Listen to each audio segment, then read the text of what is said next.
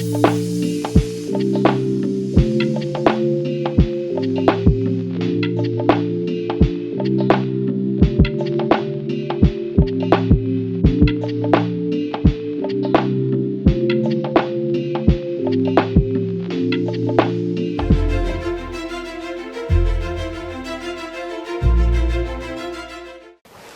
hello. We're going to talk now about the production shows, which we did go, each of the nights. We were lucky to be able to see them. The first was The Beautiful Dream, and we'll show you some clips of it. It was, very spectacular. There was beautiful dancing and music. I know you had some comments on The Beautiful Dream. It was a typical theater production show. In the Royal Theater. In the Royal Theater, so it was well attended, as all the shows were very well attended. There's no reservations for any of the shows in the theater. Just shout out to the bar service in the theater. They were super attentive and really took care of everybody. That was there. One of the first times, I mean, literally you sat down and they were right there. It was, it's a kind of a new experience that we've had. Other cruise lines were not as attentive in the theater, but anyway, the show itself was kind of all over the place as far as the storyline goes for me, but the singing and dancing and the production and the costumes and things like that were really neat. The theater itself, the stage has a lot of moving parts to it. It had floors that disappeared, and it was a little scary for me because the parts of the floor would just go away, and there are big holes in the floor. But it was well done, well performed, and everybody appreciated it. It just was. I just didn't get it, that's all, but I don't need to get it, it's okay. Yeah, well, we'll show you some clips of it. And then the next night was a comedian, magician, Tim Gabrielson. Yeah. And Pat normally doesn't like magicians, so I don't. We went, but he was really good. He was really funny. Yep. And did some, we'll show you some Yeah, it was clips. really interactive with you got the kids involved and things like that. And it magician, and we were in like the last row. So magicians, when you're so far away, it kind of loses a little bit of its magic. Pardon the pun, but it was entertaining, and it was very more comedy than magic, I think. But again, that the theater was completely full. It was, and that helped a lot. And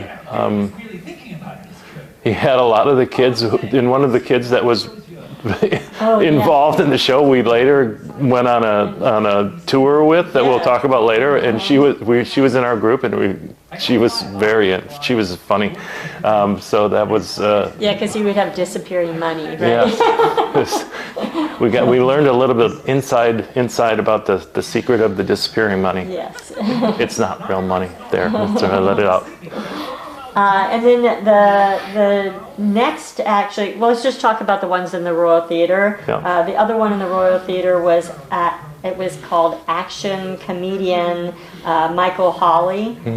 But I think most people were saying the Juggler, which again, when you hear Juggler, you're like, oh, I don't know. He didn't really juggle a whole lot. But again, he was really funny and again engaged the kids and Again, it's a good show. It would be like something extended that you might see on like a Tonight Show or one of the late night shows. Yeah, that's a good. It was just a good piece of entertainment that everybody got into, and it was what, 35, 40 minutes long, maybe. So it wasn't real long. Yeah, none of the ones on the ship are really long. They're normally about less than an hour, which is really great. Right. Yeah. And I think they have them two times. And was there twice a night that they have them? Well, we always went to the 7:30. I think they had them 7:30 and 9:30 shows. So they had them twice a night, but they were only 40 minutes or so. But what was different with Royal is they didn't keep repeating everything. No, they were only one time. Of course, it was only 6 days, so they didn't, and they had 4 shows. So. Yeah. Well, and then the next one, let's talk about, was the Live, Love, Legs, which we had heard might be a little risque, but I liked it. Again, it was just really big shows, almost like, Las Vegas show. Yeah. So it was big productions, and I liked it. It had cabaret-ish things in it. It had burlesque things in there. It was again one of those that I don't know what the storyline was. That's true. No idea. It was kind of, let's choose a song and sing it, but it was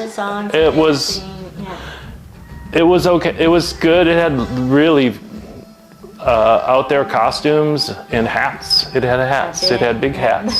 Well, when you think of the Las Vegas. And feathers. There were a lot of feathers. Yes. So there you go. So that was great. And then the other one was at 270 Spectra's Cabaret. Yeah. But we had to make reservations. Yeah, this one had reservations. It's not as big. 270 is not as big a venue.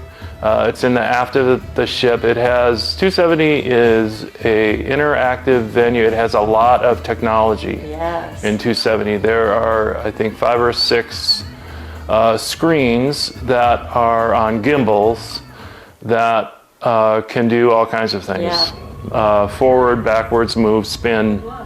So they use the screens along with really high energy show and a lot of lighting effects to perform the show.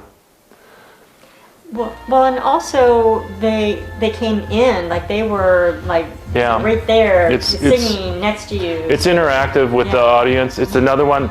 I really have no clue what this show is about. Well, and also just a tip. The one thing that if you are going to it, make sure you sit as close as possible, because some of the dancing is lower. So where we were, we thought we had a great spot, but part of the dancing, you could just see the tops of their heads. Right?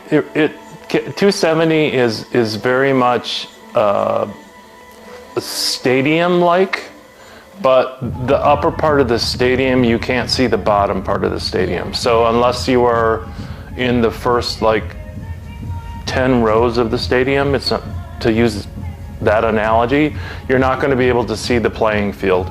Yeah. So if you're in the upper decks, you're not going to see the feet of the people. So you're going to miss a lot of the dancing.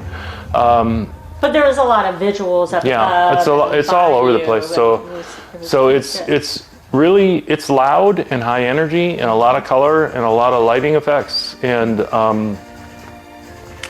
if you like that, you'll like the show. I don't know what the storyline is though, but that's a common theme on Royal shows. I don't know what any of the storylines are, but that's okay. Yeah. They're entertaining. Well, do we want to, under productions, do we want to talk about also the music that we saw at the bars? Sure, we can talk about the singers the singers and performers that we saw in the bars we went to. There were individual performers. There was Andre, the guitar player that we saw at Schooner a couple times. He played classical guitar and was outstanding guitar player. He could really perform pretty much anything you would like.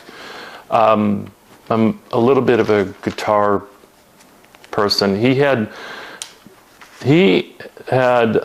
metal strings on his classical guitar, so it was a little different than you might find classical guitar playing. So it was interesting to me. But anyway, then we had and the pianist and vocalist, I was trying to find his name. We'll put it in there. It was James. Yeah. James, and I forget his last name, but he was he could get the crowd into it, and is very much kind of we have a lot of clips of him. A sing-along piano bar kind of. And you would person. give him, you would give requests, and most of them He knew. Actually, he didn't know either one of mine. He would fake it till he make it He knew kind of thing. But yeah, and no, it was fun. And he wanted, everybody was singing in the bar, so that made it Right, made it fun. And they had performers in the pub. There was performers, and there was the Royal. This Ovation has a roaming piano player that will occasionally. Oh, that's right. We saw him occasionally show up in the elevator, I have which is kind of interesting. Little clip of that. And then the music hall. We didn't see the shows. In the music hall. There's shows in the music hall. They had. They're usually later at night, and they're on deck 3, and we were on the deck music 10. hall has deck 3 and 4. Anything else on the productions and kind of entertainment? No, most of them, again, all of them are super well attended. They all were very entertaining. And shout out to Royal and Ovation of the Seas. I think that was a big plus. So a big likes their entertainment. That was great. So now let's transition to our other, which is the activities.